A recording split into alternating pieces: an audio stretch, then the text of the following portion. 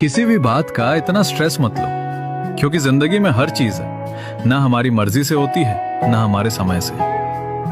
कभी कभी हम बहुत कोशिश करते हैं सब कुछ जल्दी पाने की, कुछ रिश्तों को बचाने की, कुछ सपनों को पकड़ के रखने की, लेकिन फिर भी चीजें वैसी नहीं होती जैसी हम चाहते हैं। तब समझ आता है कि ना किस्मत से ज्यादा कुछ मिलता है और ना वक्त से पहले। जो तुम्हारा है वो तुम्हें ढूंढते हुए भी तुम्हारे पास आ जाएगा, और जो तुम्हारा नहीं है उसे कितना भी रोको